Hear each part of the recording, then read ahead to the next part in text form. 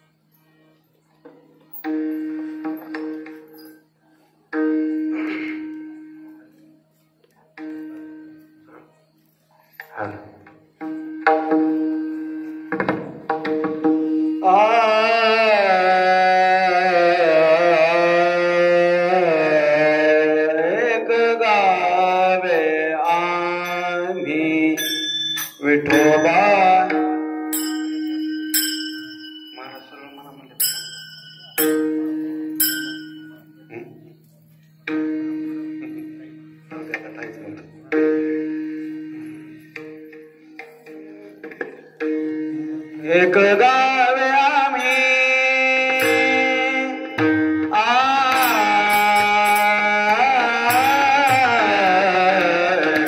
गावे आम्ही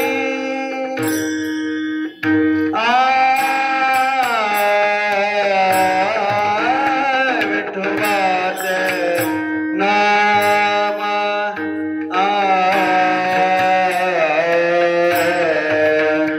एक गावे आम्ही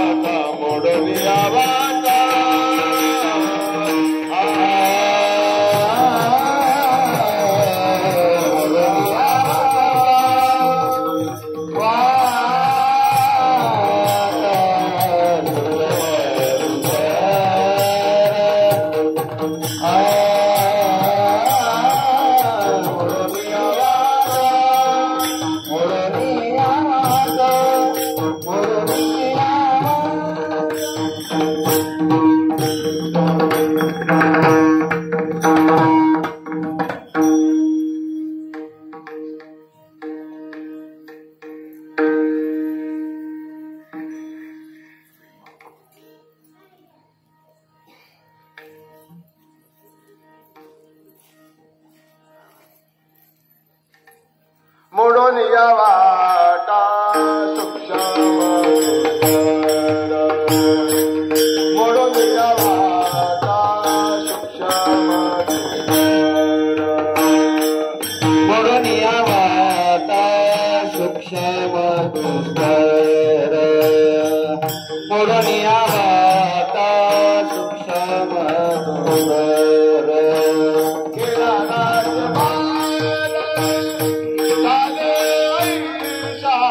केला राजबार झाले ऐसा बोलून यावा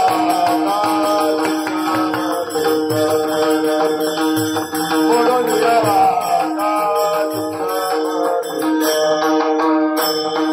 केला राज्यभार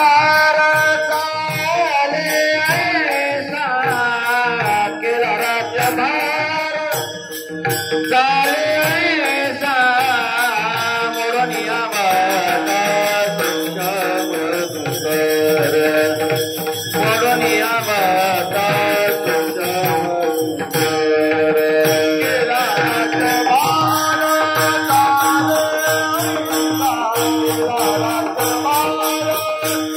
झाले ऐसा बोलून यावा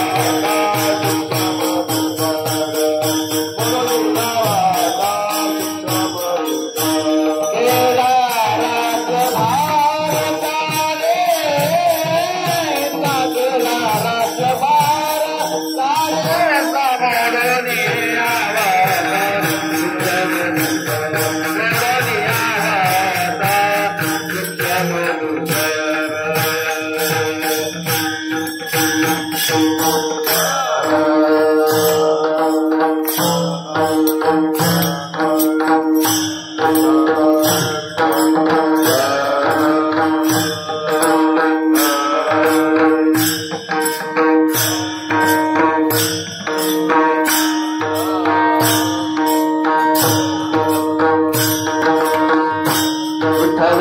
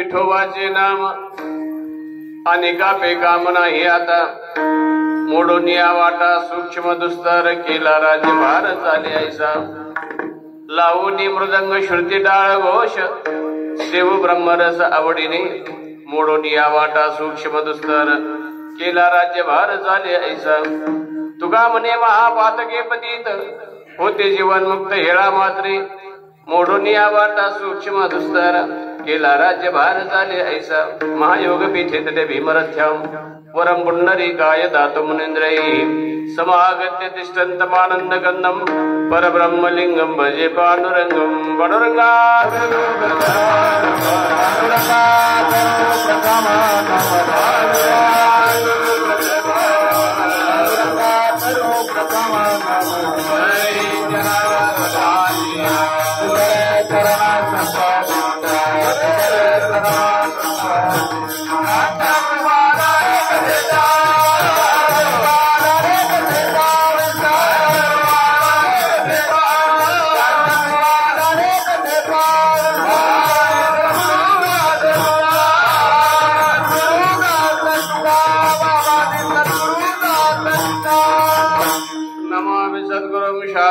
सच्चिदानंद विग्रहं पूर्ण ब्रह्म परानंदं ईशमानंदि वल्लभं ब्रह्मानंदं परमसुखदं केवलं ज्ञानमूर्तिं द्वन्द्वातीतं गगन सदृशं तत्त्वमस्यादिलक्ष्यम् एकं नित्यविमलमचलं सर्वदि साक्ष्यभूतं भावातीतं त्रिगुणरहितं सद्गुरुं तं नमामि लोकाभिरामं रणरङ्गधीरं राजीवनेत्रं रघुवंशनाथं कारुण्यरूपं करुणाकरन्तं श्रीरामचंद्रं शरणं प्रपदे जयांची गिरिया स्मरण होई सकळ विद्यांचे अधिकरण तेचे वंदो श्रीचरण श्री गुरूंचे ते नमस्कारोनी आता ओम नमो तारेश्वरा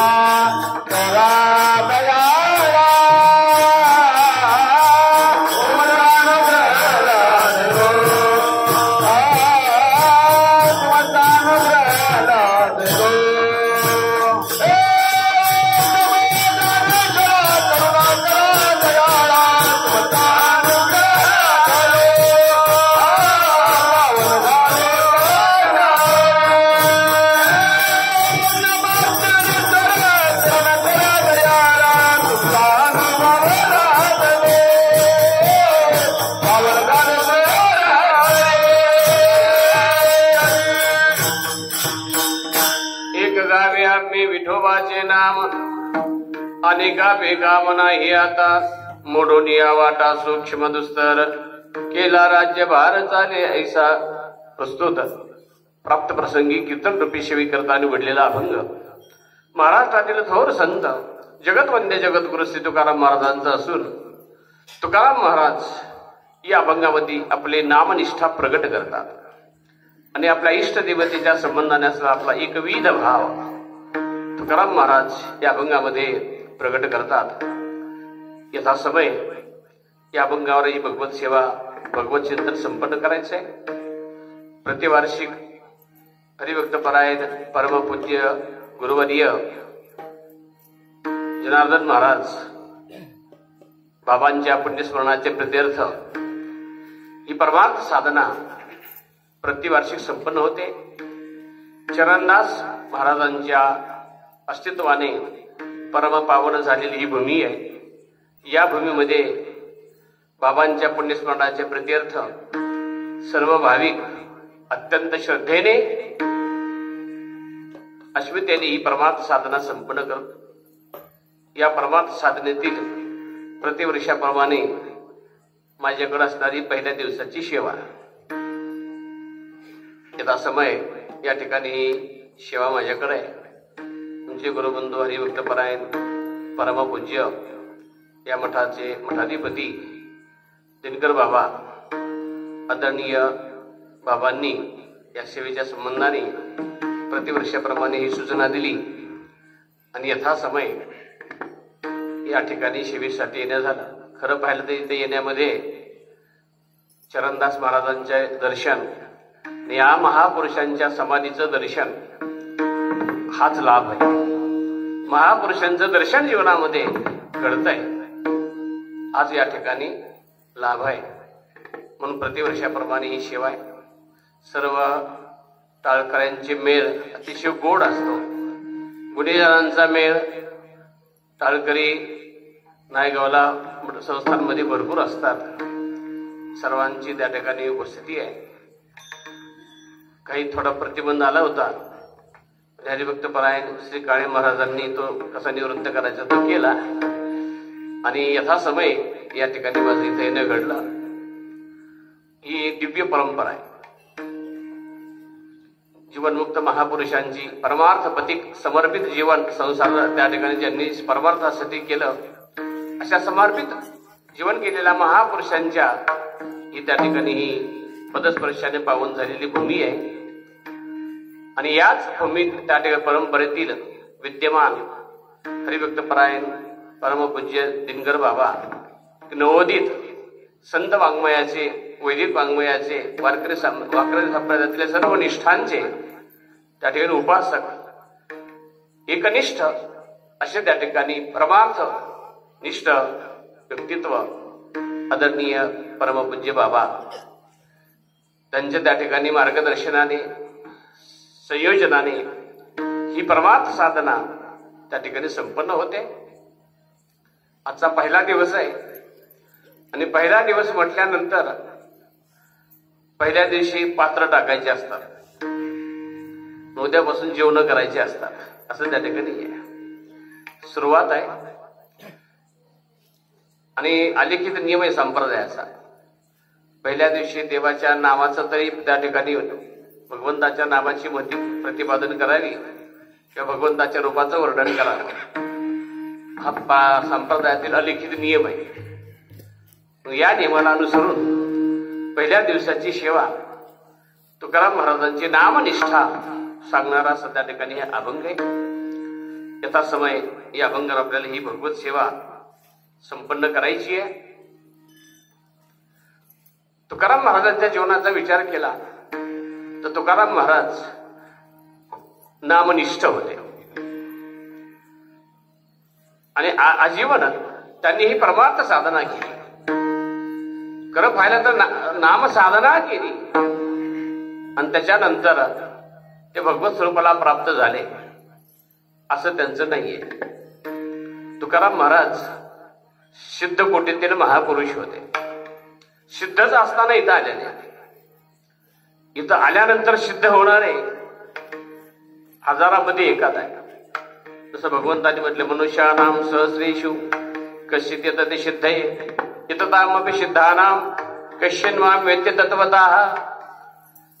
प्रयत्न करणाऱ्यापैकी एखादाच मला प्राप्त होतो, हजारामध्ये एक पोहोचतो आणि मला प्राप्त होणारा एखादा आहे. ज्ञानेश्वर महाराज त्याच्या पुढे जाऊन सांगतात, आस्तेच्या महापुरी रिगता ते कोटीवरी परिप्राप्तीच्या पहिलं तरी विपाईला घे. पोहोचणारा मात्र एखादाच असतो, कोट्यावधीमध्ये एखादा त्या ठिकाणी पोहोचणार आहे. त्याला सिद्ध म्हणतात. स्वप्रयत्नाने जो सिद्ध अवस्थेला प्राप्त झाला, हा जो सिद्ध आहे हा ज्ञान योगी आहे. आणि सिद्धच असताना जगाच्या कल्याणासाठी जो येतो त्याला युक्त योगी म्हणतात. तुकाराम महाराज हे युक्त योगी आहेत. विठाला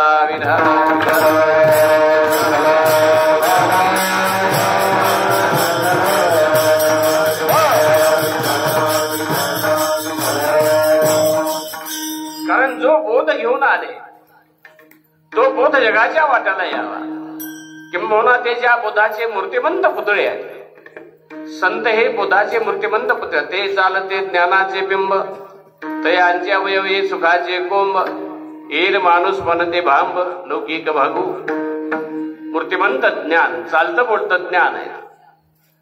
तुकाराम महाराजांचा जो अधिकार आहे, ज्या रामेश्वर भट्टांनी तुकाराम महाराजांचा आयुष्यभर दस्वास केला, हेवा केला, आणि जेव्हा त्यांना तुकोबारायांचं अलौकिक व्यक्तित्व रामेश्वर भट्टांच्या लक्षात आलं, तेव्हा तुकाराम महाराजांचं व्यक्तित्व काय होतं रामेश्वर भट्टाने त्या ठिकाणी सांगितलेलं आहे. एका पारड्यामध्ये तुकाराम महाराजाला टाकलं, दुसऱ्या पारड्यामध्ये ब्रह्म टाकलं, पण तुकाराम महाराजांचं पारड जड भरलं. म्हणून रामेश्वर भट्टांनी वर्णन केलं.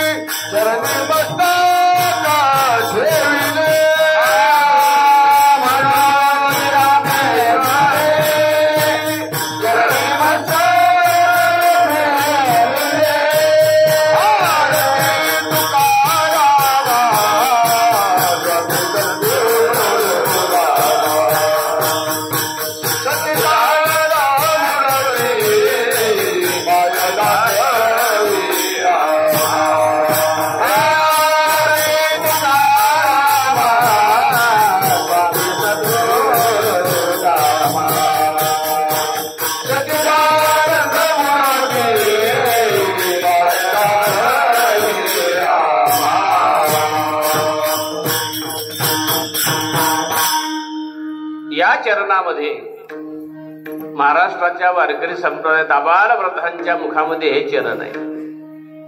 आणि या चरणाने तुकाराम महाराजांचे व्यक्तित्व प्रकट होत आहे की तुकाराम महाराजांचे व्यक्तिमत्व काय होत आहे. तुकाराम महाराजांचे व्यक्तिमत्व याच्यात सामावून आहे, अचूकपणे याच्यात सामावल्या नाही, परिपूर्ण याच्यात सामावल्या नाही की ब्रह्मापेक्षाही त्यांचं वजन जास्त होतं. चालत चालत शेवटची स्थिती ब्रह्म आहे. ब्रह्मस्थिती आहे की जिथे पोहोचल्यानंतर ती परते काही उपजने येत नाही. म्हणून म्हणे बे पायी परमसिद्धी ते जो वरी अर्जुना तो बोध भेटेना म्हणा तवची या साधना बजावी लागे. परमार्थामध्ये चालत गेल्यानंतर जिथे जाऊन थांबायचंय ते ब्रह्म आहे. त्याला 6 काष्ठा 6 परागती म्हटलेलं आहे. शेवटची स्थिती ती आहे की जिथं बोलणं संपतं, चालणं संपतं, ज्ञातव्य संपतं, कर्तव्य संपतं, प्राप्तव्य संपतं, सर्व त्या ठिकाणी ज्याची जिथं समाप्ती होती आहे अशी ती स्थिती ब्रह्मस्थिती आहे. तिथं कुठलंही कर्तव्य शिल्लक राहत नाही. ज्ञानामृतेन तृप्तस्य कृतकृतस्य योगिना नैवास्थित किंचित कर्तव्यम अस्ते चेत नसल तत्वविद. अशा पराकुटीच्या स्थितीला गेल्यानंतर जिथे मानवाचा प्रवास संपतो ती जी स्थिती आहे ती निर्विशेष स्थिती ती ब्रह्मस्थिती आहे. तिथपर्यंत गेल्याशिवाय पर्याय नाही. तिथपर्यंत चालावंच लागतं प्रत्येकाला. आणि तिथे गेल्यानंतर परमार्थ सफल आहे.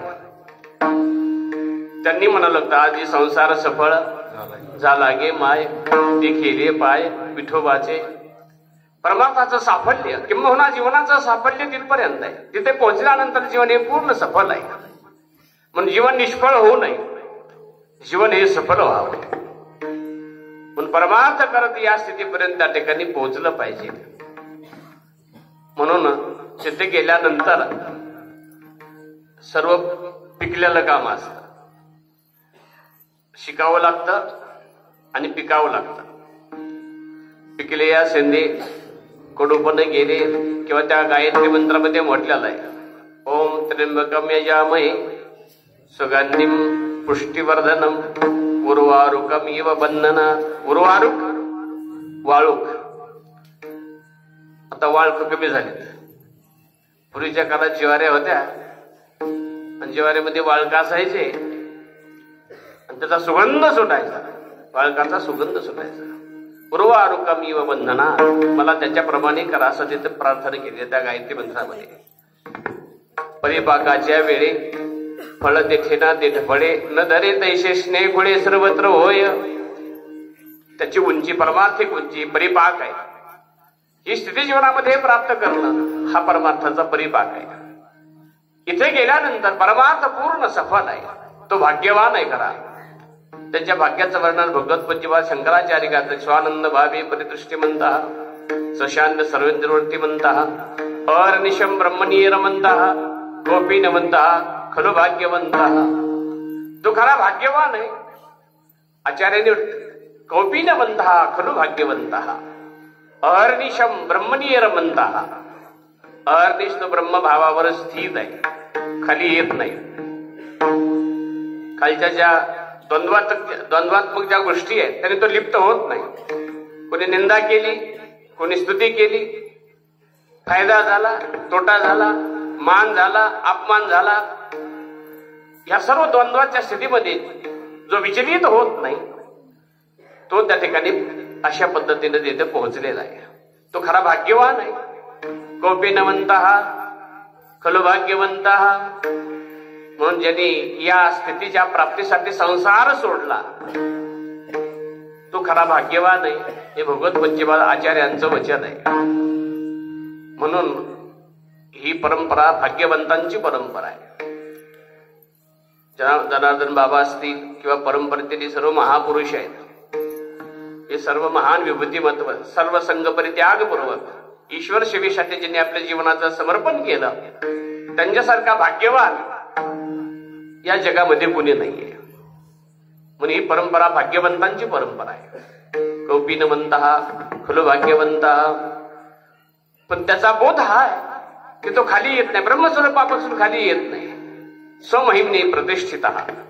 स्वतःच्या महिमेत जीवन जगतो, स्वतःच्या मस्तीत जीवन जगतो. आणि म्हणून ही महिमा ही मस्ती कुठेही परब्रह्म स्वरूपाचा दृढ अप्रोक्ष साक्षात्कार जीवनामध्ये झाल्याशिवाय हा महिमा जीवनामध्ये प्राप्त होत नाही. म्हणून परमार्थामध्ये इथपर्यंत चालायचंय. चरैवेती चरैवेती उपनिषदाचा आदेश आहे, चलत राहा. चाललं पाहिजे आणि तिथपर्यंत पोहोचलं पाहिजे. जो पोहोचला तो भाग्यवान आहे.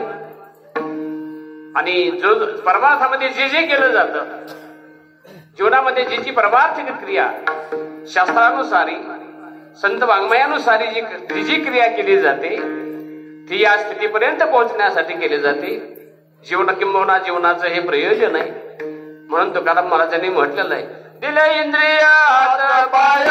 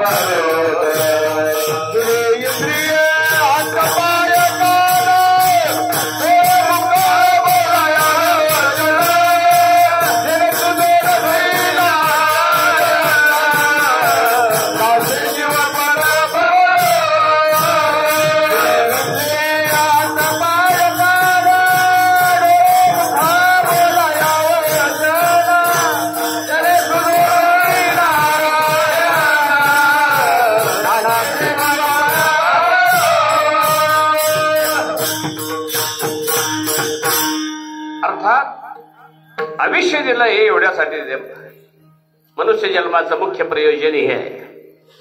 पण माणसं जे करायचं ते करत नाही आणि जे करू नाही ते केल्याशिवाय राहत नाही. अगोदर उद्धाराचं पाहावं. परमार्थ हा तत्परतेने करावा. तत्परता कशाला म्हणतात? उद्याचं काम आज आणि आजचं काम आता. त्या वचनामध्ये स्वकार्य आद्य पूर्वीत परान्नीच्या पान्निकम नाही प्रत्यक्षिते काला कृतम अश्विनवा कृतम. हे तुम्ही केलं का नाही केलं? पण उद्याचं काम आज करावं आणि आजचं काम आता करावं. तत्परता आहे. पहाटे उठणं ही तत्परता आहे. आपल्या देशात जेवढे सर्व क्षेत्रामध्ये मोठी माणसं झाली ही पहाटे उठणारी आहे. पहाटे उठणं हे तत्परतेचं लक्षण आहे. आमचे गुरुवर्य ब्रह्मलीन विठ्ठल महाराज घुले आळंदीला असले 5 वाजता माऊलीच्या मंदिरात, पंढरपूरला असले 5 वाजता पांडुरंगाच्या मंदिरात. आजीवन कधी त्यांचं चुकलं नाही. आयुष्यभर पहाटे उठणं हा परमार्थातला मोठा गुण आहे. ते रंगनाथ गुरुजी परभणीकर म्हणायचे, जो ब्रह्म वेळेला त्या ठिकाणी ब्रह्म मुहूर्तावर जो उठत नाही त्याला ब्रह्मज्ञान प्राप्त होणार नाही. पण ब्रह्म मुहूर्तावर उठण्यासाठी अगोदर लवकर झोपलं पाहिजे. 9ला झोपावं. हे मी हाबापण्णा सांगतोय. 9ला आपला तर 9ला दिवस सुरू होतो. आता आम्ही यावर्षी सुरू केले 7 ते 9. आल्याबरोबर बाबांना बोललो मी, 7 ते 9 हा कार्यक्रम सुद्धा अतिशय चांगला होतो. काळे महाराजांनाही म्हटलं, अनेक ठिकाणी केलेले आहेत. अर्थात 9ला झोपायचं, पहाटे 5ला उठायचं आणि 2 घास कमी खायचे. निरामय आरोग्याचं हे सूत्र आहे. या 3 गोष्टी आहेत. 9ला झोपणे, 5ला उठणे आणि जेवताना 2 घास कमी खाणे. एवढ्या गोष्टी जर सांभाळल्या तर दीर्घ आणि निरामय आयुष्य वाटायला येईल. जे येईल ते त्या ठिकाणी जगलं येईल. आणि म्हणून हे सर्व तत्परतेचं लक्षण आहे. परमार्थामध्ये तत्परतेने जर परमार्थ केला तर संसारही सफल होतो तत्परतेमध्ये आणि परमार्थही सफल होतो. म्हणून हे अगोदर करायचं आहे. ही साधना ज्यांनी अगोदर केली आणि ज्यांनी सर्व स्थिती गाठली तो सर्वात श्रेष्ठ आहे या जगामध्ये. पण या श्रेष्ठ पदापर्यंत जाणारा एखादा आहे तुकाराम महाराज इथे आले, साधना केली आणि नंतर त्या स्थितीला पोहोचले असं नाही. ते त्या स्थितीचे मूर्तिमंत पुतळे होते. त्यांना स्थिती प्राप्त होत असतानाच ते या ठिकाणी आलेले आहेत. म्हणून ते युक्त योगी आहेत. शास्त्र त्यांना युक्त योगी म्हणतात. तेव्हा असे महापुरुष फक्त जगाने ही साधना करावी, सर्वांच्या कल्याणाचं साधन त्या ठिकाणी सांगतात. सर्वांच्या कल्याणासाठी हे साधन त्या ठिकाणी सुलभ व्हावं म्हणून महाराजांनी सांगितलं. आम्ही आयुष्यभर त्या ठिकाणी एक परमात्मा पंडितांचं नामगायन केलं. त्याचा परिणाम आता इतर साधनांची आम्हाला आवश्यकता नाही. महाराज अभंगाच्या पहिल्या चरणामध्ये एक गावे आम्ही विठोबाचे नाम, एक गावे आम्ही विठोबाचे नाम, एक गावे आम्ही विठोबाचे नाम, एक गावे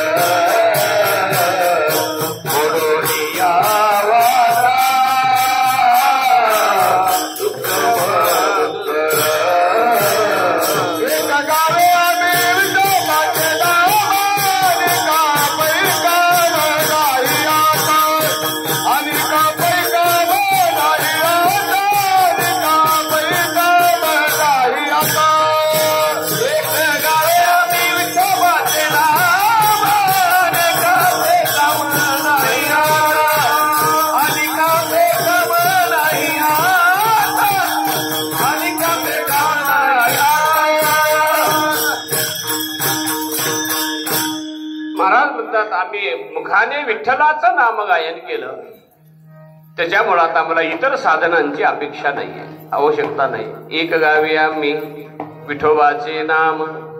तुकाराम महाराजांच्या आवडीचं नाव विठ्ठल होतं. आयुष्यभर त्यांनी विठ्ठल नामाचंच त्या ठिकाणी भजन केलं आणि विठ्ठलाच्याच रूपाचं त्या ठिकाणी अनुष्ठान केलं. परमात्मा पंढरीनाथाचं रूप त्यांना आवडणारं होतं.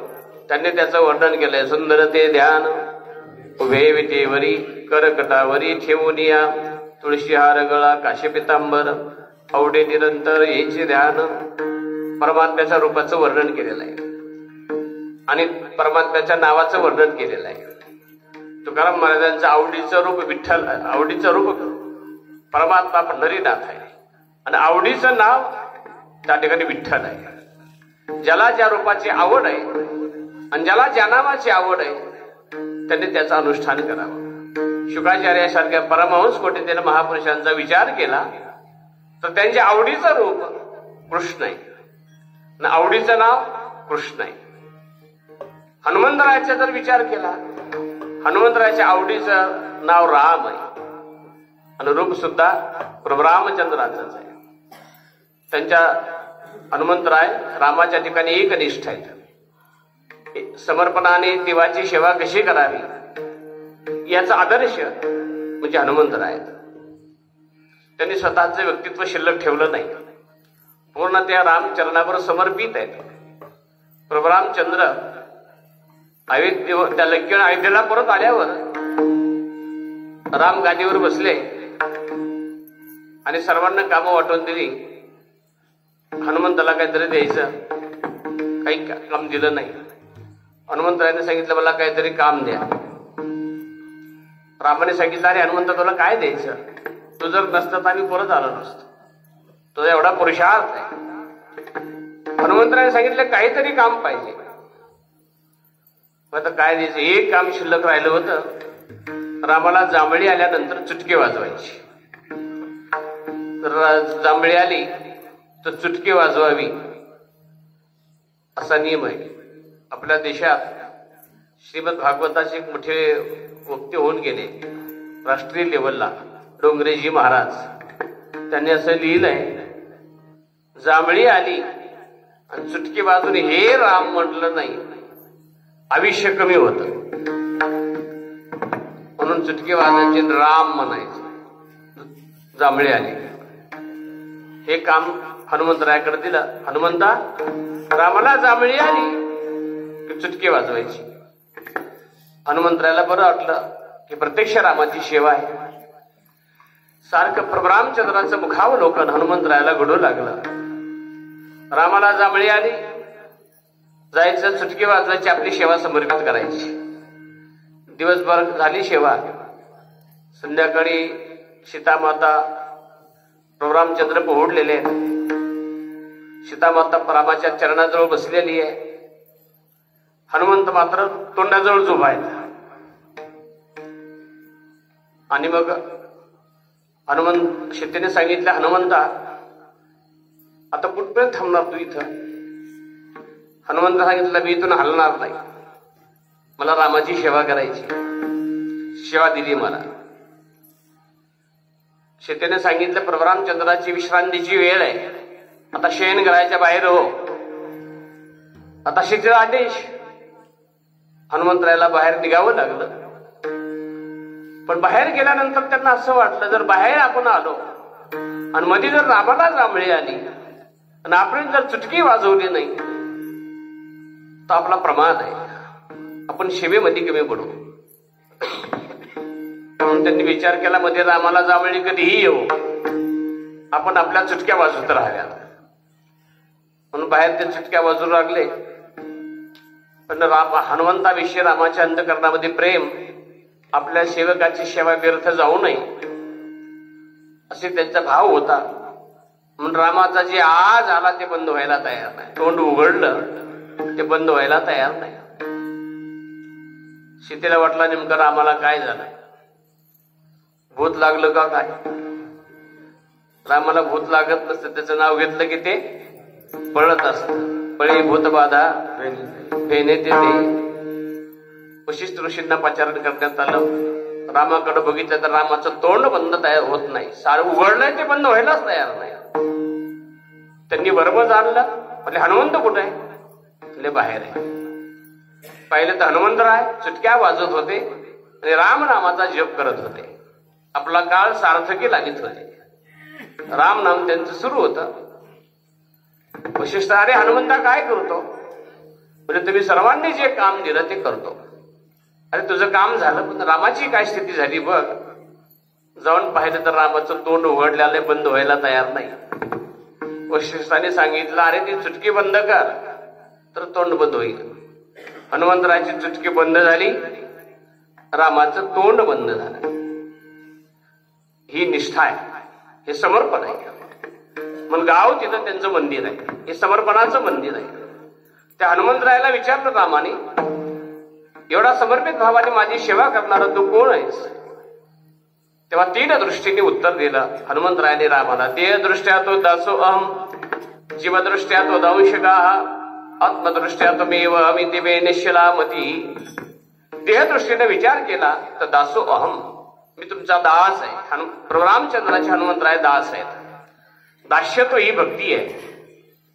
हे चरणदास महाराज आहे, देवाच्या चरणाचे दास आहे.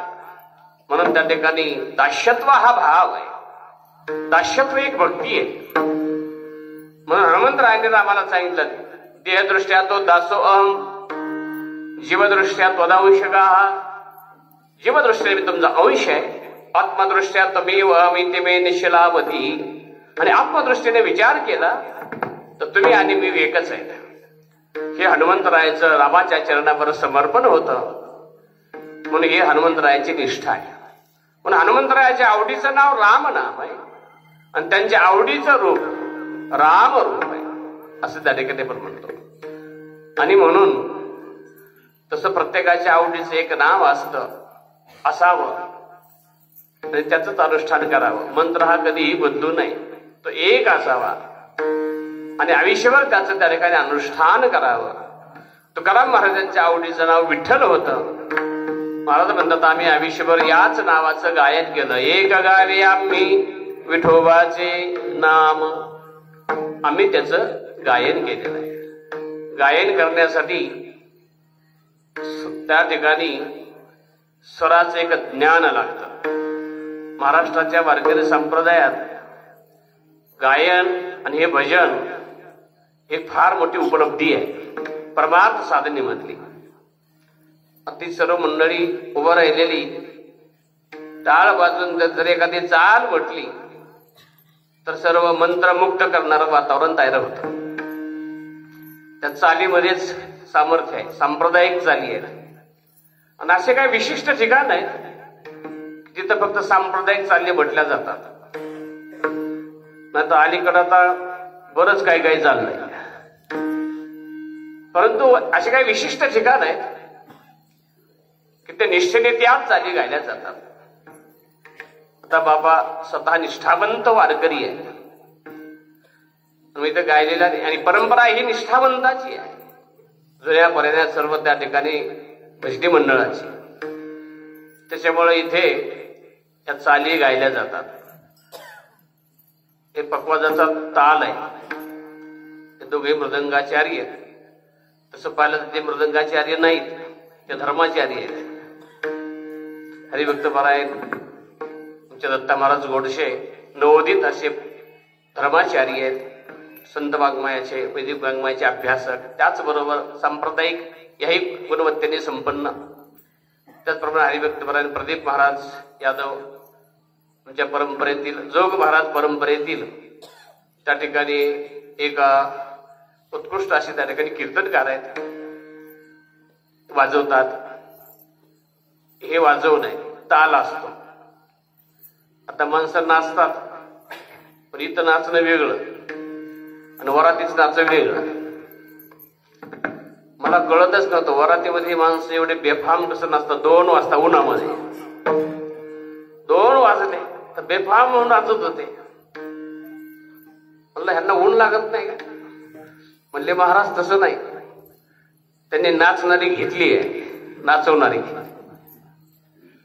घेतल्यामुळे त्यांना भान राहिलं ना. असो आईचा गोटे आठवची नाही. मद्यपान केल्यामुळं ते त्याकडे बेफाम होऊन नाचतात. मग त्यांचं नाचणं कसं आहे? होते वेताळे नाचती, असं त्यांचं नाचणं आहे. इथं हा ताल आहे, पकवाजाचा ताल आहे. तर ही सर्व मंडळी सुरुवातीला त्या ठिकाणी काळे महाराज जो इशारा करतात तो तालाचा इशारा आहे. त्या इशाऱ्याने ती त्या ठिकाणी चालत नसतो, तो इशाऱ्यावर त्या ठिकाणी असतो. रिंगणामध्ये माऊलीच्या हजारो टाळकरी जरी असले तरी तोपदाराच्या इशाऱ्यावर सर्व त्या ठिकाणी भजन चाललेलं असतं. तेव्हा इथलं हे गायन वेगळं आहे. हे गायन मंत्रमुग्ध करणारं गायन आहे. काहीही गाऊ नये. गात असताना भक्ती ज्ञान वैराग्य अंतकरणामध्ये स्थिर होतील असं काहीतरी गायलं पाहिजे. तुकाराम महाराज म्हणतात आम्ही आयुष्यभर विठ्ठलाचं नाम गायन केलं. एक गावी आम्ही विठोबाचे नाम, विठ्ठलाचं नाम गायन केलं. त्याच्यामुळे आता इतर साधनाची आम्हाला आवश्यकता नाही. आणि का बेकाम नाही आता का बेकाम नाही आता नाही आता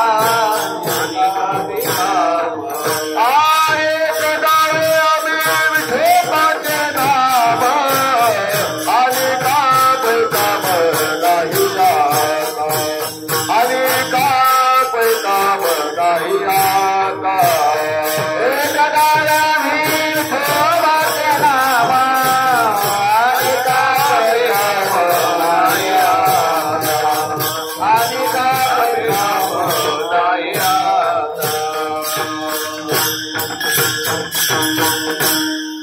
ही साधना आम्ही अंतकरणामध्ये धारण केली. अर्थात तुकाराम महाराज एवढ्यासाठी सांगतात या साधनेमध्ये सर्वांचा अधिकार आहे. सकाळाशी येथे आहे अधिकार कलियुगी उद्धार हरीच्या नामी किंवा या रे लान तोल या रे लान तोल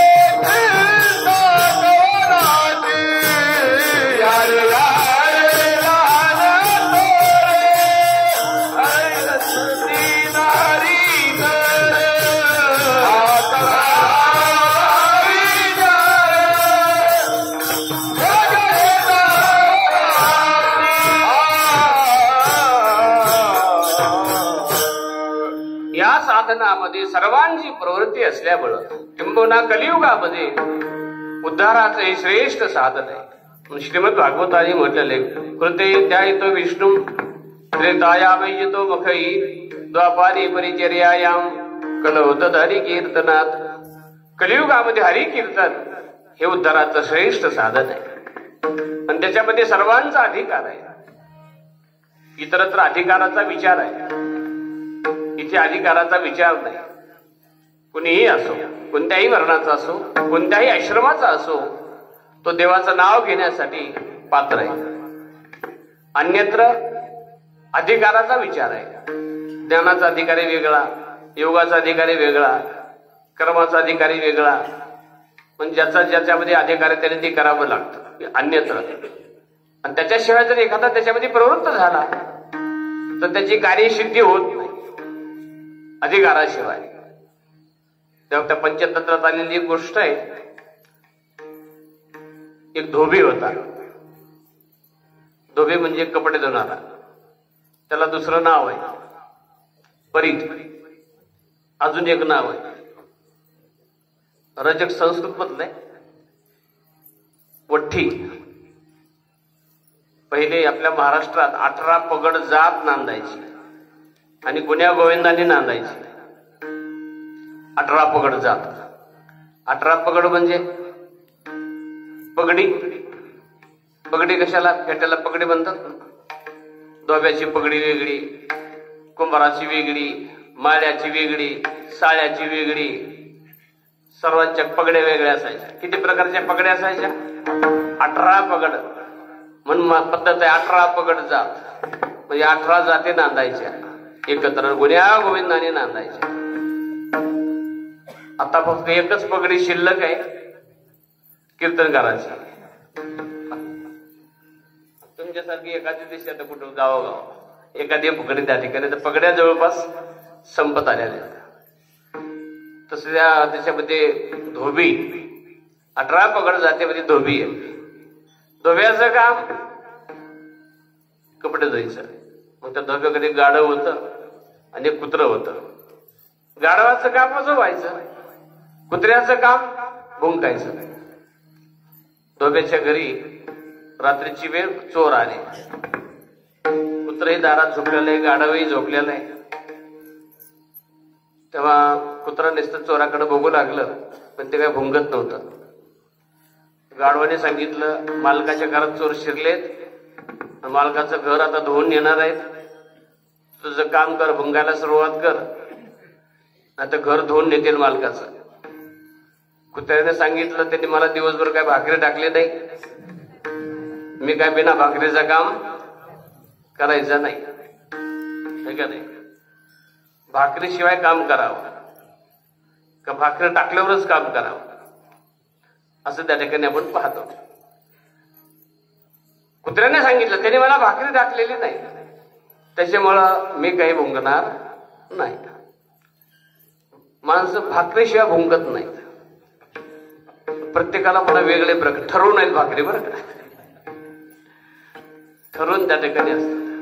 आता विरक्तपणाच्या परंपरा वेगळ्या आहेत. आता त्यांनी सांगितलं, मी भुंकणार नाही. गाढवाला म्हटलं, तर कुत्रं भुंकत नाही, मालकाचं काम आपण करावं. मग गाढवाने भुंकायला सुरुवात केली आणि गाढवाचं भुंकणं ऐकणं आल्यानंतर मालकाला जाग आली आणि सुगावा लागल्यामुळे चोर पळून गेले. आणि मालक बाहेर आला तर सरळ त्या ठिकाणी सुनसान आहे. विनाकारण गाढवाने उंकून झोपमोड केली, म्हणून त्याला राग आला आणि काठी काढली आणि त्या गाढवाला बदलून काढलं, झोडपून काढलं गाढवाला. आणि कुत्रा त्या ठिकाणी मालक आत जाऊन झोपला आणि झोपल्यानंतर ते कुत्र पडल्याच गाढवाला म्हणतंय, जय हरी, बरं आहे का आता? कसं वाटलं? आता तुला कसं वाटलं? अर्थात तुझं काम, गाढवाचं काम काय? वजं व्हायचंय. आणि कुत्र्याचं काम काय? भुंकायचं काम. ज्याचं काम त्यांनी करावं, ज्याचं त्याचं आपलं क्षेत्र आहे. दुसऱ्या क्षेत्रामध्ये त्यांनी नाव घुसायचं नाही. इंजिनियरने डॉक्टरच्या धंद्यात पाहायचं नाही, आणि डॉक्टरने इंजिनियरच्या विषयी प्रतिक्रिया, रिॲक्ट व्हायचं नाही. त्याच्यामध्ये काय आहे ते प्रतिक्रिया व्यक्त करायची नाही. इंजिनियर त्याची त्याला माहिती काय आहे ते. डॉक्टर नाही तर इंजिनियरने ट्रीटमेंट द्यायची आणि डॉक्टरने प्लॅन काढायचा. डॉक्टरने प्लॅन काढलं की लगेच इमारत खाली येईल. आणि इंजिनियर जर ट्रीटमेंट दिलं तर चांगले माणसं मरतील. ज्याचं काम त्यांनी करावं. मग त्या हिंदीमध्ये एक म्हण पडलेलं, जेनो काम तेनो थाय, दुजा करे सो गोता खाय. तसं ज्याचं काम त्यांनी, तिथे अन्यत्र अधिकाराचा अधिकार भेद आहे. अन्य साधनामध्ये अनुष्ठान करत असताना अधिकार भेद आहे, परंतु नामसाधना करत असताना इथे अधिकाराचा विचार नाही. सर्वांचा इथे अधिकार आहे. अपिचेत सुदराचारो भजते माम अनन्य भाग साधुरेव समंतव्या संविग वशितो हिसा. ज्ञानेश्वर महाराज म्हणतात, तो आधी जरी दुराचारी तरी सर्वोत्तमाची अवधारी. जैसा बुडाला महापुरी न मरतो निघाला, तयाचे जीवित व्हायला थडी आली. मग बुडाले पण वाया गेले, तैशी नोरीचे पाप गेले, शेवटलीये भक्ती. कुणीही असो, वाल्या कोळ्यासारखा असो, त्याच्याही उद्धाराचा मार्ग प्रशस्त आहे. आणि म्हणून कलियुगामध्ये हे श्रेष्ठ साधन असल्यामुळे तुकाराम महाराज त्याचं विधान करतात. तसं त्या ठिकाणी आम्ही अनुष्ठान एकनिष्ठेने केलं असली अनुभूती सांगतात. म्हणून एक गावी आम्ही विठोबाचे नाम, अनेकापे काम नाही आता. अनेकापे म्हणजे आणि इतर साधनांची आम्हाला आवश्यकता नाही. परमात्मा प्राप्तीसाठी अनेक साधन आहेत. भगवान अर्जुनाला म्हणतात, म्हणून अर्जुना पायी प्रवेशावया माझ्या ठाई, उपायांची नाही वाणी येथ. भगवान म्हणतात, हे अर्जुना, मला प्राप्त होण्यासाठी वाण म्हणजे तूट नाही, उपाय काय कमी नाही आहेत, अनेक उपाय आहेत. म्हणून मात्र नाम साधने पुढे इतर साधनांची काय त्या ठिकाणी आवश्यकता नाही. महाराज म्हणतात, अनेकापे काम नाही आता. जर इतर साधनांचा विचार केला तर काही साधनं सूक्ष्म आहेत, काही दुस्तर आहेत.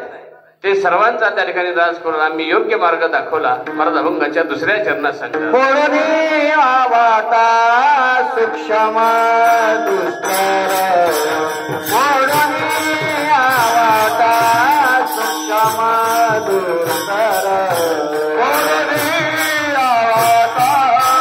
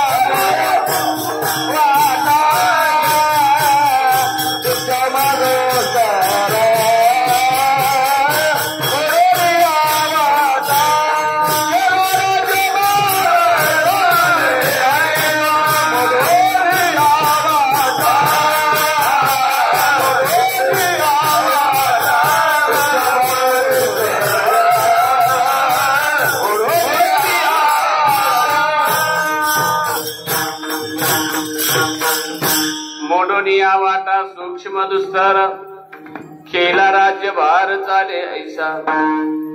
कर्म मार्ग अत्यंत सूक्ष्म आहे, ज्ञान मार्ग दुस्तर आहे. या सर्व वाटा मोडून केला राज्य भार चाले ऐसा. राजमार्ग सर्वांसाठी तो केलेला आहे. कर्म मार्गाचा विचार केला अत्यंत सूक्ष्म आहे, त्याच्यामध्ये चूक चालत नाही. मंत्र म्हणत असताना जर चूक झाली कर्मकांडामध्ये तर यजमानाला इष्टफल प्राप्ती होत नाही, उलट त्याचं त्या ठिकाणी अनिष्ट फल प्राप्ती होते. म्हणून मंत्र म्हणत असताना चुकला नाही पाहिजे. आपल्याकडे चूक चालेल संप्रदायात, याचा अर्थ चूक करायची नाही, पण कदाचित जर झाली तरी चालेल. परंतु कर्म मार्गामध्ये मंत्र म्हणत असताना जर चुकला तर मंत्र जळे थोडा तरी दडची होय वेळा. मंत्र हा निर्दृष्ट म्हणावा लागतो. त्या ठिकाणी रस्व, दीर्घ, प्लूत, अनुस्वार हे सर्व त्या ठिकाणी सुस्वर सर्व त्या ठिकाणी मतलब त्यासाठी संधा घेतली पाहिजे आणि सर्व मंत्र निर्दुष्टपणे म्हटले पाहिजे. एक वैयाकरणी पिता होता, बाप शिकलेला होता. त्याने पोराला शिकायला टाकलं गुरुकुलात. 10-12 वर्ष मुलगा शिकून आला आणि बापाला वाटलं आपलं पोरग काय शिकलंय बघावं. म्हणून बाप मुलाला म्हटला थोडं बोल. त्याला बोलायला लावलं आणि मग त्यांनी बोलत असताना बापाच्या हे लक्षात आलं की मुलाला व्याकरणाचं ज्ञान नाही. म्हणजे व्याकरणाचं ज्ञान नसताना बोलणं हे मोगम असतं. आणि पकवाजाचे बोल नसताना वाजवणं मोगम असतं. पकवाजाचे बोल व्हावेच लागतात आणि हे बोलण्यासाठी व्याकरण व्हावंच लागतं. आता बोलणारे वाढलेत म्हणजे आता बसणारे कमी पडायलेत, एवढे बोलणारे वाढले, तो भाग वेगळा. पण अगोदर व्याकरण आमचे निकम बाबा होऊन गेले, आम्ही त्यांच्याकडे शिकलो. एक जीवनमुक्त महात्मा होता, आयुष्यभर व्याकरण शिकवला मुलांना सर्वांना. महाराष्ट्रामध्ये एक मोठी फळी आहे कीर्तनकारांची, त्यांचे सर्वांना त्यांनी जी नजर दिली, दृष्टी दिली व्याकरणाची, ते गुरुवारी निकम बाबाने दिलेली. आयुष्यभर त्या ठिकाणी जीवनमुक्त महात्मे होते निकम बाबा गुरुजी होते. आणि त्यांचा योग असा होता की माऊलीच्या समाधी दिवशी त्यांनी देह ठेवला आणि जीवन या पद्धतीचं, आपला त्रास कोणाला होऊ नये. अल्पजीवन करी तुका म्हणे साधे हरी, अल्पजीवन होतं. आयुष्य असं होतं, विरक्त होते. आता ही जी विरक्तीचे संस्कार आहेत ते त्या महापुरुषांनी केलेले संस्कार असे अनेक त्या महाराष्ट्रामध्ये जेवढे मठ आहेत, मंदिर आहेत, हे सर्व त्यांनी संस्कारित केलेली मंडळी आहे, त्यांनी शिकवलेली मंडळी आहे. आमची ही परंपरा आहे. दिनकर बाबा या परंपरेत आहेत. असे 1500 परंपरा आपल्या महाराष्ट्रामध्ये आहेत आणि त्याच्यामध्ये जवळपास 90-95% संस्थेचीच मंडळी आहे. आणि विरक्ती काय असते, वैराग्य काय असतं, ज्ञान काय असतं, हे संस्थेच्या मंडळीने सर्व जगांना दिलेलं आहे. निकम बाबा होऊन गेले, ते व्याकरण शिकवायचे. या श्लोकाचा अर्थ त्या ठिकाणी उच्चार असा, व्याकरणाशिवाय नाहीये. ते वैयाकरणी पिता होता. निकम बाबांचं त्या ठिकाणी दिनकर बाबांचं व्याकरण झालेलं आहे. अगोदर व्याकरण बेसच आहे, संस्थेची पद्धत अशी, ते अगोदर व्याकरण घेतलं जातं. आपले हरिभक्तपरायण परमपूज्य संदीपान महाराज शेगावकर संस्थेचे परीक्षक आहेत. त्या ठिकाणी अनेक वर्षांनी परीक्षकाची भूमिका ते संस्थेमध्ये त्या ठिकाणी घेतात. अर्थात त्या ठिकाणी अगोदर व्याकरण घेतलं जातं गुरुकुल पद्धतीमध्ये आणि नंतर मग ते जशी जशी तिची अर्थदृष्टी विकसित होईल त्याप्रमाणे त्या ग्रंथाचं त्या ठिकाणी तिथं त्यांना सर्व शिकवले जातात असं आपण पाहतो. वैयाकरणी पिता मुलाला म्हटलं तू बोल, मग तो मुलगा बोलला आणि बापाच्या लक्षात आलं हे व्याकरण शिकलं नाही. मग त्या वैयाकरणी पित्याने पोरासाठी उपदेश केलेला आहे, तो सर्वांसाठी उपयोगाचा आहे. तो बाप मुलाला म्हणतो यद्यपि बहुन अतिशय पटपुत्र व्याकरणम स्वजनो स्वजनो मापत सकृत शकृत शकृत शकृत. हे मुला तू बरंच शिकलास पण व्याकरणम पठ, व्याकरणाचा अभ्यास कर. आणि त्यासाठी स्वजनो स्वजनो मापत. स्वजन हा शब्द श्वजन असा उच्चारू नको. सकलम शकलम, सकळ हा शब्द शकल असा उच्चारू नको. सकृत शकृत, सकृत हा शब्द शकृत असा उच्चारू नको. त्याच्यामध्ये व्याकरणाचा हा धडा दिलाय. स, श आणि श या तिन्हीतला भेद आहे. सशाचा आहे. त्याला व्याकरणामध्ये स्थानांतरतम हा सूत्र आहे, त्याला त्याचं स्थान दंत्य सकार आहे. सशाचा दंत्य सकार आहे. दाताला दात लागल्याशिवाय स म्हणता येत नाही. बघा आता उद्या घरी गेल्यावर बघा. स हा दंत्य सकार आहे. दुसरा श शामर्गाचा आहे, त्याला तालव्य, टाळूला जीभ लागते, तालव्य. आणि मूर्धन्य, मूर्धा, मूर्धा नाही बरं का, मूर्धा. मूर्धा म्हणजे कंठ आणि टाळू त्याच्या मधली जी बाजू आहे त्याला मूर्धा म्हणतात. तो शकार आहे, मूर्धन्य शकार आहे. त्या तिन्हीचा अर्थ वेगवेगळा होतो. त्या वैयाकरणी बापाने मुलाला सांगितलं तुझ्या बोलण्यात मला हे दोष दिसतात. स्वजनो स्वजनो माभूत, सकृत शकृत, त्या सकलम शकलम अशा स्वरूपाचं त्या ठिकाणी ते सांगितलं. मंत्र म्हणत असताना यजमान जर आहुती देऊ लागला कर्मकांडामध्ये आणि ते देत असताना जर मंत्र चुकला तर त्याला इष्ट फलप्राप्ती होत नाही, उलट त्याला अनिष्ट फलप्राप्ती होते.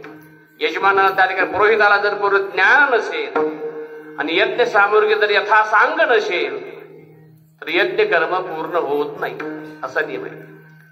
म्हणून एकदा भगवंतानी सकाम कर्म केलं एक चातुर्मास मध्ये. रोज त्या ठिकाणी कमळ व्हायची आणि शेवटच्या वेळेला त्या ठिकाणी एक कमळ पण कमी पडलं. ते भगवंतानी स्वतःच्या डोळ्यातल्या कोणते व्हायला नेत्र कमळ आहे, त्याच्यामध्ये न्यूनता चालत नाही, असं आपण पाहतो. कर्मकांडामध्ये आपण पाहतो. म्हणून कर्मकांड हे अत्यंत सूक्ष्म आहे. संध्या करत असताना हातात पाणी घेतलं तर संध्या करताना पाणी किती घ्यावं? ब्राह्मणाने त्रिकाल संध्या करावी. जो संध्या करत नाही तो ब्राह्मण नाही आणि हरिपाठ म्हणत नाही तो वारकरी नाही. तो कीर्तनकार असेल पण वारकरी नाही. आता बरेच कीर्तनकार आहेत की त्यांना हरिपाठ महेश महाराज आहेत, त्यांना त्या ठिकाणी आपण पाहिलं. आणि म्हणून संध्या करत नाही तो वारकरी नाही, संध्या करत नाही तो ब्राह्मण नाही आणि हरिपाठ म्हणत नाही तो त्या ठिकाणी वारकरी नाही. संध्या करताना माश मात्र जलम, माश म्हणजे उडदाला माश म्हणतात. ते उडील बुडेल एवढंच तळहातात पाणी घ्यायचं. त्याच्यापेक्षा जास्त पाणी जर घेतलं तर मद्यपानाचं पाप लागतं. ही कर्मकांडाची सूक्ष्मता आहे. कर्मकांड अत्यंत सूक्ष्म आहे. कलियुगामध्ये ते अतिशय त्या ठिकाणी अवघड आहे. म्हणून कर्ममार्ग आहे. ज्ञान मार्ग दुस्तर आहे, कारण विरक्तीपेक्षा ज्ञान नाही. विरक्ती वाचून काही ज्ञानाशी तगणेची नाही. विरक्ती असेल तर ज्ञान आहे. वैराग्य वैराग्य वैराग्य संपन्न महापुरुष काय शेकड्यांनी नसतात, डझननी नसतात, हजारामध्ये एखादा. जनाबाबा होऊन गेले, या परंपरेमधल्या दिव्य महान विभूती होऊन गेल्या. हजारामध्ये एखादे वैराग्यमान सर्व संघ परित्यागपूर्वक ईश्वर सेवेसाठी ज्यांनी आपल्या जीवनाचं त्या ठिकाणी समर्पण केलं, असे किती असू शकतात? हे नाही. आणि ज्यांनी त्या ठिकाणी विरक्ती स्वीकारली आहे त्याचं मूल्यमापन करणारे किती आहेत? लाखो आहेत. एखाद्याने जरी विरक्ती स्वीकारली तर पायाच्या नखापासून डोक्यापर्यंत त्याला पाहणारे हजारावर लाखावर आहेत. एखाद्याने विरक्ती स्वीकारली ना, पाहणारे भरपूर आहेत. पण विरक्ती स्वीकारण्याचे धाडस, हिंमत, घर सोडण्याची हिंमत कोण करत आहे? ठीक आहे. 4 दिवस बाहेर गेलं तर माणसाला जमत नाही. पंढरपूरला गेलं तर लगेच घरी फोन, मुलं बळ आहेत का, हे आपण पाहतो. आता आमच्या गाडीमध्ये आम्ही जर कार्यक्रमाला आलो तर मागच्या सीटवर 4-5 लोक असतात, पण मी मठावर जाऊस तर एकटाच राहतो, असं आपण पाहतो. तसं विरक्ती ही सोपी नाहीये. वैराग्य हे अवघड आहे. म्हणजे जनाबाबा झाला, आमच्या परमपूज्य रामकृष्ण महाराज होऊन गेले, अनेक त्या महान विभूती होऊन गेल्या की सर्व संघ त्यागपूर्वक ईश्वर सेवेसाठी आपल्या जीवनाचं समर्पण त्यांनी केलं. असे महान विभूती किती असू शकतात? म्हणून वैराग्य हे त्या ठिकाणी सोपं नाही आणि वैराग्याशिवाय ज्ञान नाही. शुकाचार्यांच्या वैराग्याचं वर्णन केलं की मनोने विषय जनोने जन्मले जे शुकादी गदादुने ते विशोची वानिदा झाले वादयाचे. हे वैराग्य. म्हणून वैराग्याशिवाय ज्ञान म्हणून हा ज्ञान मार्ग हे अत्यंत दुस्तर आहे. ह्या सर्व वाटा बंद केल्या म्हणून मोडून या वाटा सूक्ष्म दुस्तर केला राज्यभार झाले ऐसा राज मार्ग. म्हणजे आबाल वृद्धांना सर्वांना त्या मार्गावरून जाता यावं. मोडून या वाटा सूक्ष्म दुस्तर केला राज्यभार झाले ऐसा. आपल्या या साधनाचं स्वरूप महाराज अभंगाच्या तृतीय चरणामध्ये प्रतिपादन करतात. लावणी मृदंग श्रुती ताळ वेश, लावणी मृदंग श्रुती ताळ वेश, लावणी मृदंग श्रुती ताळ वेश, लावणी मृदंग श्रुती ताळ कोश, शिवब्रह्मारस आवडी, शिवब्रह्मारस आवडी, वडोली आवाटा सुषम दुस्तर, वडोली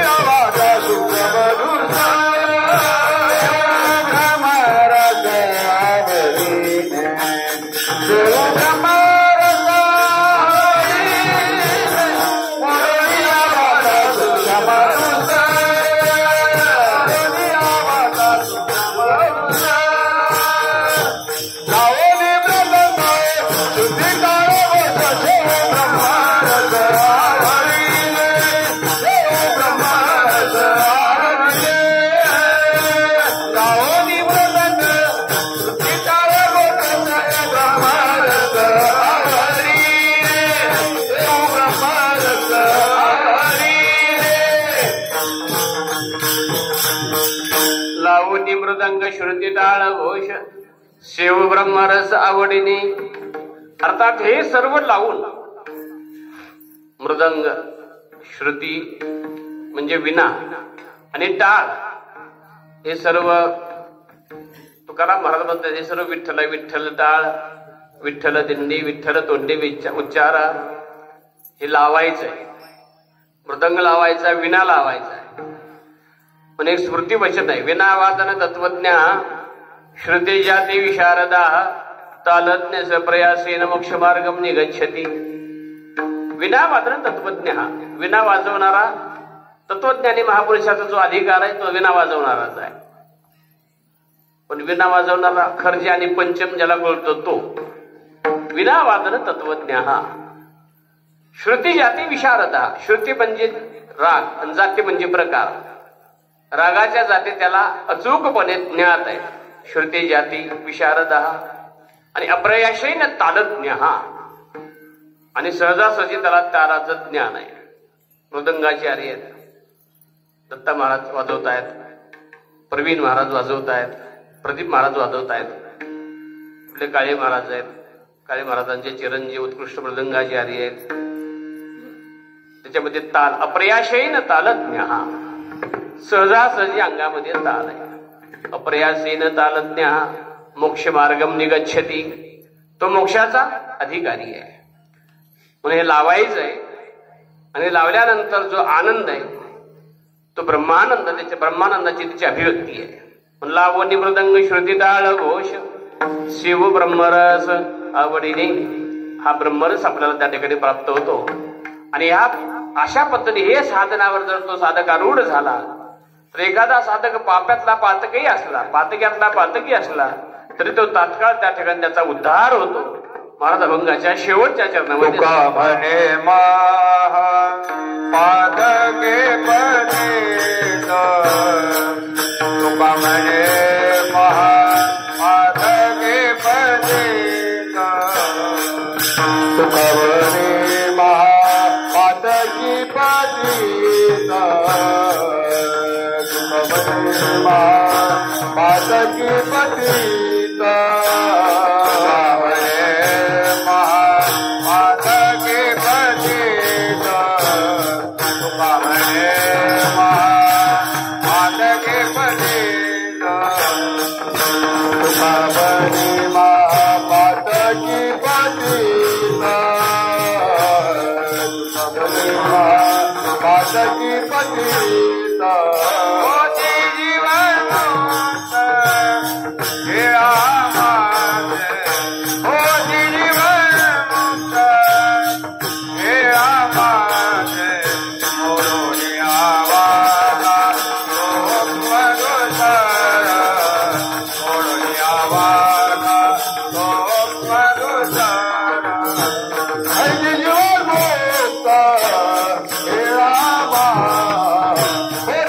Hey,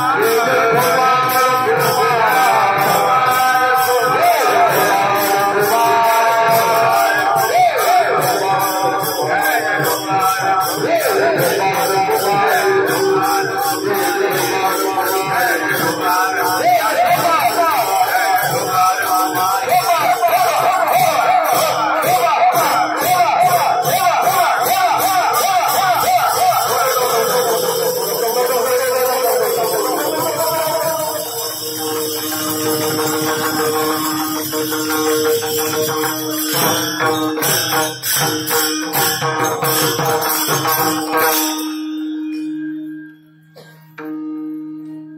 म्हणे महापातके पतित होते जीवन मुक्त हेळा मात्रे मोडून या वाटा सूक्ष्म दुस्तर केला राज्यभार चाले ऐसा. पातक्यातला पातकी असला तर तो तात्काळ जीवनमुक्त होतो.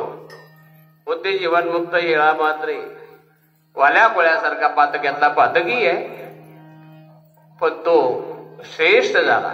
किंबहुना प्रभू रामचंद्र जन्माला येण्याच्या अगोदर रामायण लिहिण्याचं सामर्थ्य वाल्मिकी ऋषीमध्ये आलं. म्हणून त्यांचं म्हणून कोळियाची कीर्ती वाढली गहन केले रामायण रामादी. त्यांनी जे लिहिलं त्या एका एका अक्षराची महती सांगितली. चरितम रघुनाथस्य शतकोटी प्रविस्तरम एक एक अक्षरम पुंसाम महापातक नाशनम. हे लिखाण वाल्मिकींनी केलं आणि राम जन्माला येण्याच्या अगोदर केलं की हे रामायण कुठपर्यंत, जोपर्यंत पर्वत उभा आहे, नद्या वाहत आहेत, तोपर्यंत भारतीय समाज हे रामायण अत्यंत श्रद्धेने श्रवण करणार आहे म्हणून वर्णन केलेलं आहे. यावस्थाश्यंती गीतया सरिताश्य महितली तावत रामायण कथा लोकेषु प्रचरिष्यते. पर्वत उभा आहेत, नद्या वाहत आहेत, तोपर्यंत माणसं रामकथा श्रवण करणार आहेत. अर्थात हे ज्यांनी लिहिलं हे वाल्मिकी पूर्व काळामध्ये अत्यंत त्या ठिकाणी पापी होते, पातक्यातले पातकी होते. परंतु नारदांची भेट, त्यांच्यावर त्या ठिकाणी रामनामाचा उपदेश, त्याचं अनुष्ठान आणि त्याच्याद्वारा त्यांच्या जीवनामध्ये प्राप्त झालेली जी स्थिती आहे, पातक्यातला पातकी सुद्धा या स्थितीपर्यंत जाऊ शकतो. पण महाराज तुका म्हणे महापातके पतित होते जीवन मुक्त हेळा मात्रे मोडून या वाटा सूक्ष्म दुस्तर केला राज्यभार चाले ऐसा.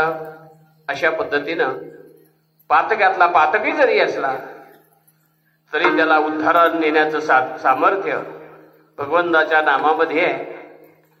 म्हणून एक मंत्र प्रत्येकाने निश्चित करावा.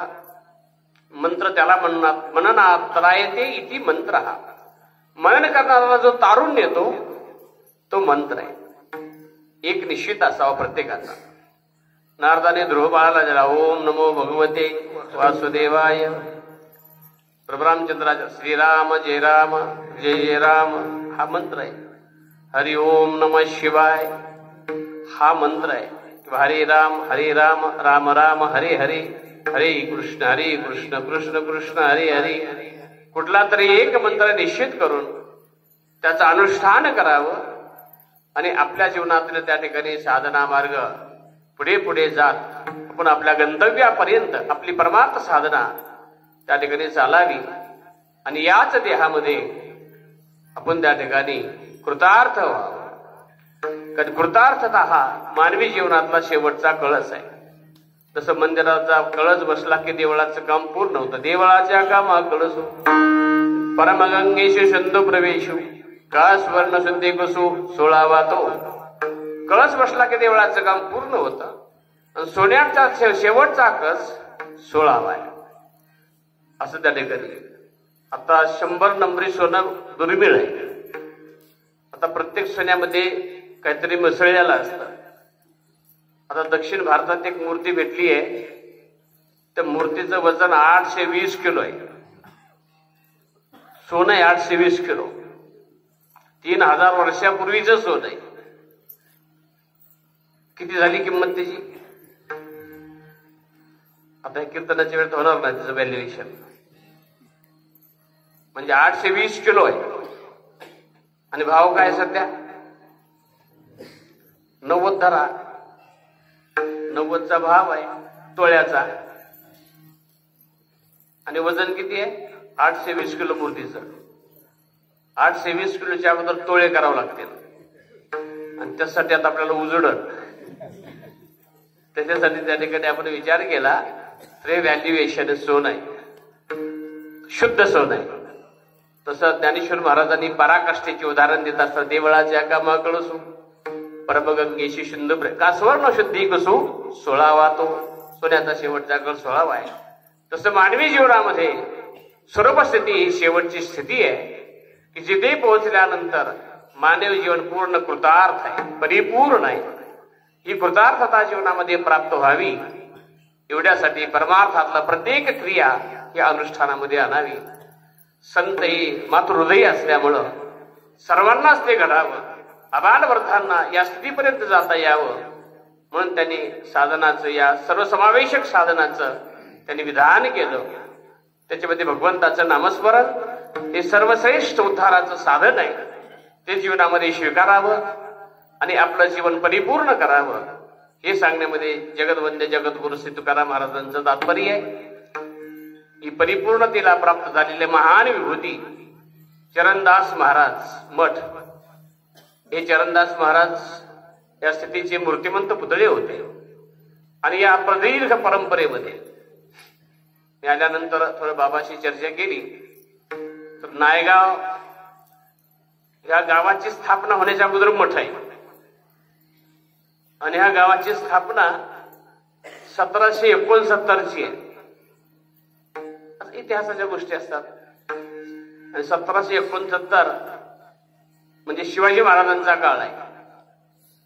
शिवाजी महाराज 1669 शिवाजी महाराज 1630 ते 1680 एवढंच महाराजांचं जीवन आहे. मोठे माणसं जास्त दिवस राहत नसतात.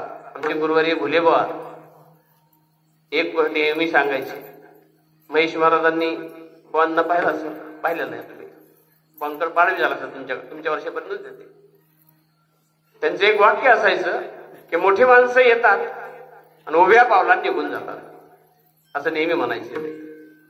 बघा, शिवाजी महाराज आले फक्त 50 वर्ष आयुष्य, पण चंद्र आणि सूर्य आहे तोपर्यंत त्यांचं अवनी तलावर राहणार नाही. म्हणजे स्वानंद सुखनामाचे जोग महाराज 54 वर्ष, पूर्ण 54 वर्षही नाहीत महाराजांची, जोग महाराजांची. म्हणजे 67 आहे. 1867 जोग महाराजांचा जन्म आणि 1920 त्यांचं निर्याण आहे. एवढंच आयुष्य जोग महाराजांचं. पण एवढं मोठं कार्य आहे. ज्ञानेश्वर महाराज 22व्या वर्षी समाधीस्थ झाले. मग तिथं जगावं याला महत्व नाही, कसं जगावं याला महत्व नाही. आपण जगल्यानंतर काय करतो? भक्तिशास्त्रामध्ये असं आहे, ब्रह्मबोधाने संपन्न झाल्यावर सुद्धा देवाचीच सेवा करावी, त्याला कालक्षेप म्हणतात. आपला काळ त्याच्यात गेला पाहिजे, भगवत सेवेमध्ये गेला पाहिजे, असं त्या ठिकाणी आपण पाहतो. तेव्हा ह्या परंपरेमध्ये महान विभूती ही मंडळी 1669 मध्ये नायगावची स्थापना आहे. गाव म्हणजे त्याच्या अगोदर हा मठ आहे. जेवढी प्रदीर्घ परंपरा, हे गावाचं आध्यात्मिक वैभव आहे, आपल्या परिसराचा आध्यात्मिक वैभव आहे. आणि म्हणून सर्वांच्या इथे श्रद्धा आहे. आणि अशा या परंपरेमध्ये एक त्या ठिकाणी अशा अनेक विभूती होऊन गेल्या. जनाबाबा अशी एक विभूती या परंपरेमध्ये होऊन गेली. आणि जनाबाबानंतर हरिभक्तपरायण सध्याचे विद्यमान महंत मठाधिपती दिनकर बाबा, की संत वाङ्मय, वैदिक वाङ्मय, वारकरी त्या ठिकाणी सांप्रदायिक निष्ठा सर्वांगाने परिपूर्ण असं त्या ठिकाणी एक परमार्थिक श्रेष्ठ हिरा, एक रत्न अशा स्वरूपाचं त्या ठिकाणी बाबांचं जीवन या ठिकाणी या परंपरेला लाभावं, ही परंपरेचीच गावावर झालेली एक कृपा आहे.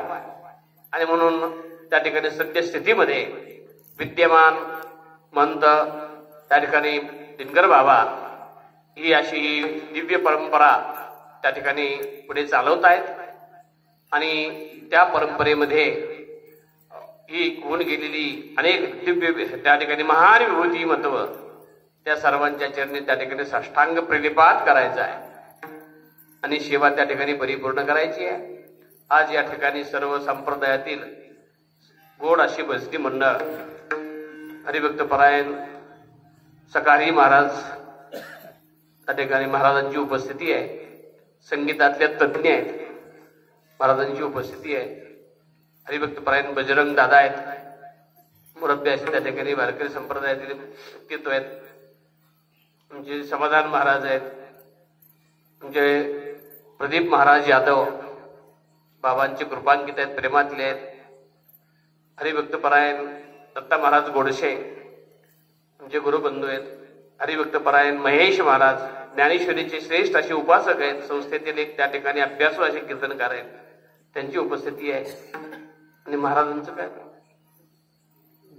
कुलदीप महाराज हरिभक्तपरायण कुलदीप महाराज त्यांची त्या ठिकाणी उपस्थिती. ज्यांनी गोड चाईल गायले असे आमचे मुरली महाराज आणि हरिभक्तपरायण काळे महाराज मृदंगाचार्य आणि त्यांनी काळे महाराजांचे सुपुत्र मृदंग कलेमध्ये जे निष्णात आहेत.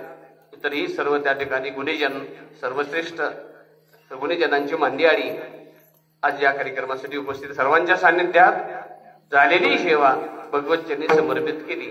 आज 2 कार्यक्रम माझ्याकडे आलेले होते. कालपासून मी द्विधा मनस्थितीमध्ये होतो, पण काळे महाराज म्हणले ही संन्यासीचीच गादी आहे. या शब्दाने मला 1 मिनिटात निर्णय क्षमता घ्यावी लागली, तिकडेच जावं लागतं. आणि म्हणून त्या ठिकाणी चिंचोलीकरांना सांगितलं, काळे महाराजांच्या प्रेमातलीच होती ती सर्व मंडळी, आणि यथासमय यथावकाश या ठिकाणी येऊन ही सेवा त्या ठिकाणी संपूर्ण झाली. झालेली सेवा भगवतचरणी समर्पित करून सेवेला पूर्णविराम देत असताना न्यूनते पुरते अधिकते सरते करून घ्यावी तो म्हणते विनवितशी पायाच्या प्रसादे काही बोलिलो विनोदे बद क्षमा करणे संधी नो यंग जुक्ती. झालेली सेवा भगवतचरणी समर्पित करून सेवेला पूर्णविराम. ज्ञानेश्वर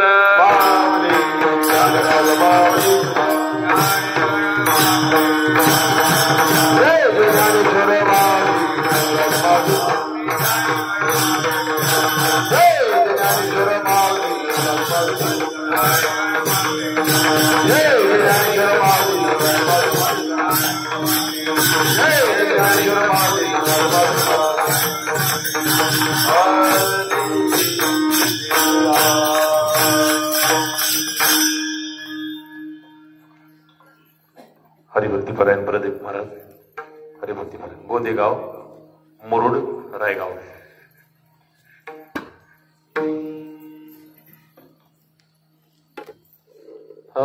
तुका म्हणे महापात के पतित, तुका म्हणे महापात के पतित, तुका म्हणे महापात के पतित, तुका म्हणे महापात के पतित, तुका म्हणे महापात के पतित, तुका म्हणे महापात के पतित, तुका म्हणे महापात के पतित, तुका म्हणे महापात के पतित.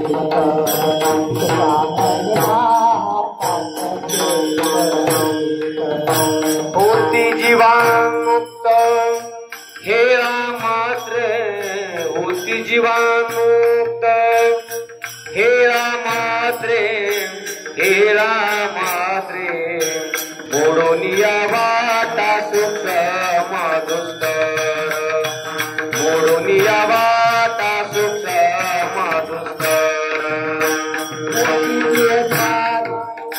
हेरा मात्रे होती जीवन्मुक्त हेरा मात्रे, हेरा मात्रे मोडोनिया वाटा सूक्ष्म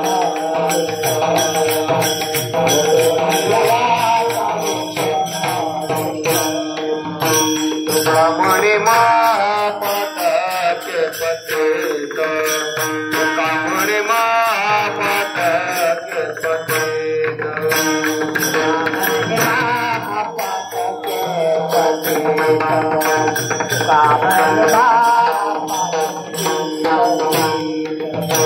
होती जीवान्मुक्त हेरा मात्रे, होती जीवान्मुक्त हेरा मात्रे, हेरा मात्रे मोडोनिया वाटा सूक्ष्म दुस्तर, मोडोनिया वाटा सूक्ष्म दुस्तर.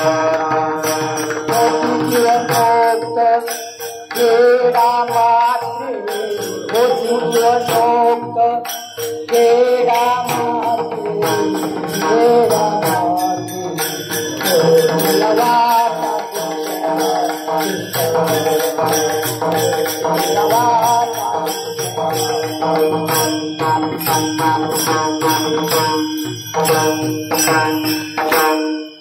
मोडोनिया वाट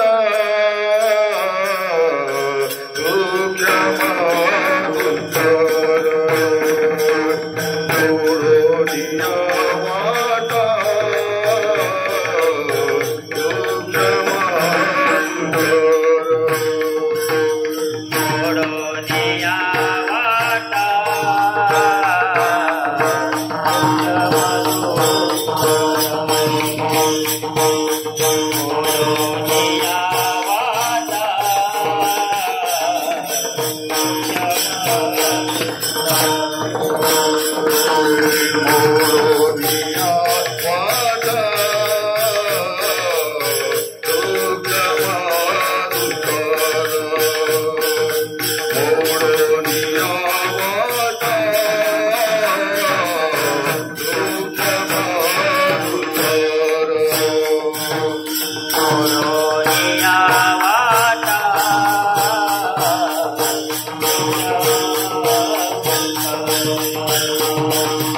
मोडोनिया